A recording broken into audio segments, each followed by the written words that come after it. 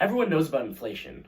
Due to many different controllable and uncontrollable factors, be it production costs rising or lack of resources, for example due to war or disaster, businesses are forced to increase costs, thus lowering the value of money. Usually this can be combated by the central bank raising interest rates, causing people to save more money and spend less, bringing down demand for products, which forces businesses to lower costs, creating peace between the consumer and the business owners in the market. However, what if somewhere along the way something was different?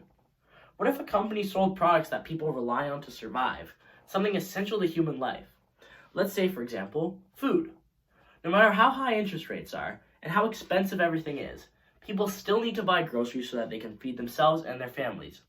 Demand for groceries will always be high, and the huge companies that own them will always be able to supply these demands.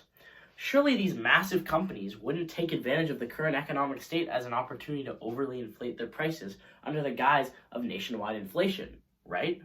Surely they wouldn't gouge their customers at a time when the cost of living is so high, right? Wrong. While many companies have been struggling to stay above water amidst the current threat of recession in Canada, major grocery chains have been reporting huge gross profits to their investors, with Metro outperforming their average gross profit over the past 5 years by $7 million, Sobeys by $56 million, and Loblaws by a whopping $436 million. These companies brag to their investors about high profits, then turn to customers and say, "Oh, we're so sorry." Well, that's just inflation for you, nothing we can do. Meanwhile, prices on groceries are 11.4% higher than before September, the biggest spike since 1981. You know the problem is serious when even politicians agree on it. A motion to investigate grocery chain profits got unanimous support from MPs, who have coined the term Greedflation to perfectly sum up a prominent cause of overinflation: corporate greed.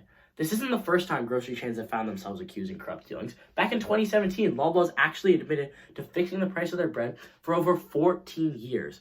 Clearly they aren't afraid of making an extra buck off the back of the consumer. It's even worse in territories where, despite suffering a decrease in sales, companies are actually enjoying a rise in profits. It has always been like this. In times of economic struggle, it has always been the little guys that suffer and the corporations that strive, forcing their customers to pay up and enjoying the spoils. It isn't fair that mothers will have to pay absurd prices just to feed their children. It isn't fair that people should have to worry about paying crazy prices for their rent, paying crazy prices for their gas, and paying crazy prices for the food they need to survive. Thankfully, this time, companies are being investigated for price gouging.